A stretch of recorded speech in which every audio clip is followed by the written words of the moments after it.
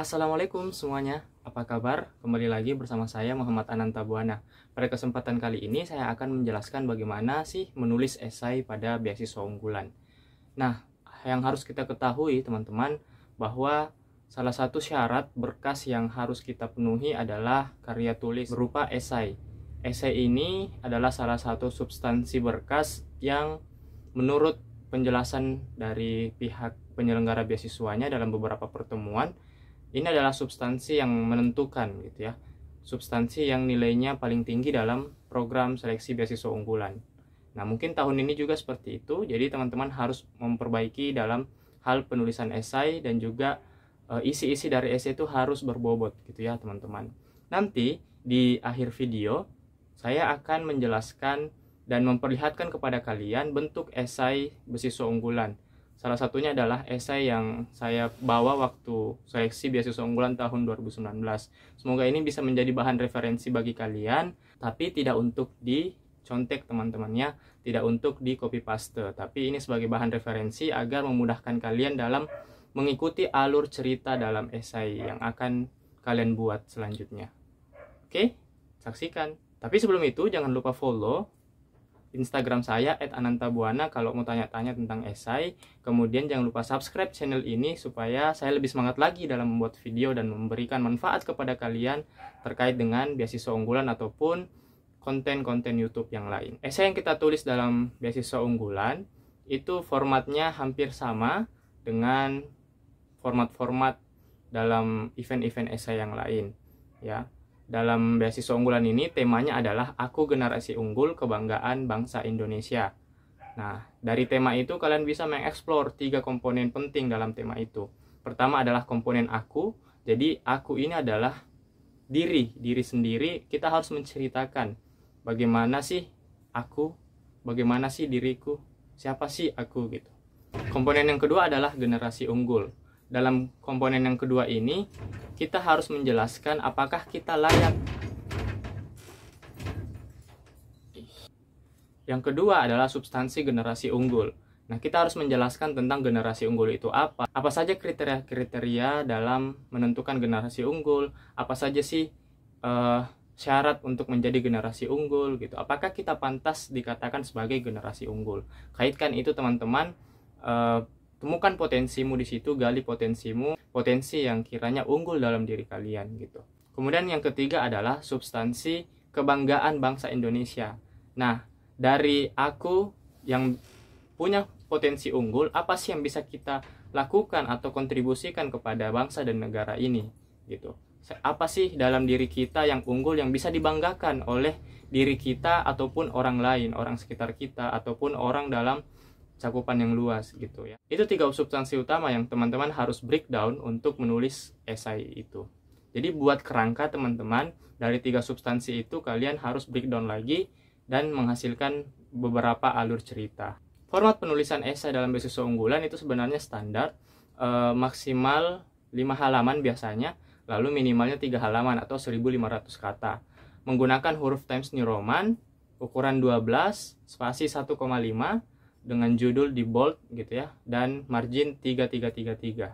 Nah, jadi itu adalah format penulisan esai pada tahun 2019 dan 2020 menurut pengalaman saya. Tapi di tahun 2021 ini karena ada perubahan sistem atau regulasi karena pandemi COVID-19, akhirnya esai itu diketik dalam website pendaftaran beasiswa unggulan. Jadi perhatikan teman-teman harus minimal 1500 kata itu tetap. Kemudian yang paling penting juga di esai ini adalah kalian bisa membuat judul yang menarik, kemudian alur cerita yang tegas gitu ya, alur cerita yang tidak ngawur dan punya substansi-substansi di setiap paragrafnya. Esai ini harus berisi keyakinan-keyakinan dari penulis supaya bisa meyakinkan pembaca ataupun dalam hal ini juri bahwa kalian layak dikatakan sebagai penerima beasiswa gitu. Nah, jadi harus ada kalimat-kalimat optimis, kata-kata yang menunjukkan keyakinan diri sendiri bahwa sebenarnya kita adalah generasi unggul kebanggaan bangsa Indonesia. Yang dengan beasiswa unggulan kita bisa semakin unggul untuk memajukan diri kita sendiri untuk bangsa Indonesia. Nah, jadi seperti itu teman-teman, kita cek ke video selanjutnya. Ya, saya akan menjelaskan di akhir video bagaimana contoh esai saya waktu di beasiswa unggulan 2019. Ya, kembali lagi teman-teman, di sini saya melalui online Zoom meeting, saya akan membagikan beberapa tips untuk menulis esai gitu ya. Semoga ini bermanfaat untuk kalian yang ingin menulis esai persiapan beasiswa, dalam hal ini beasiswa unggulan. Tapi ini bisa diterapkan dalam semua esai beasiswa seperti yang saya sebutkan dalam video di awal video.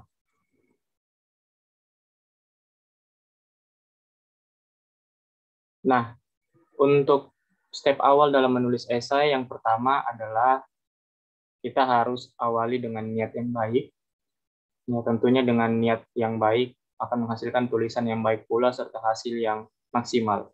Kemudian awali dengan sesuatu yang baik, ya jangan menulis dengan sesuatu rasa yang marah, ya penuh gembira juga jangan, tapi lebih tepatnya dengan mood yang baik ya pada hari itu.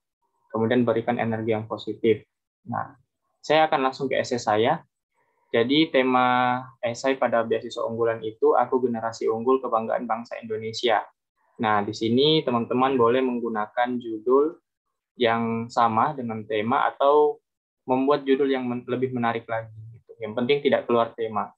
Nah, ini adalah contoh esai saya. Waktu itu saya 5 halaman, ya karena dibatasi maksimal 5 halaman, dan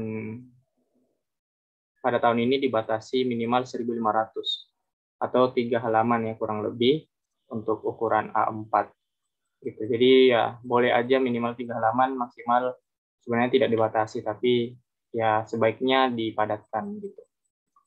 Lalu di syarat paragraf tidak ada, bebas berapa paragraf, yang penting kalian menceritakan alur yang baik.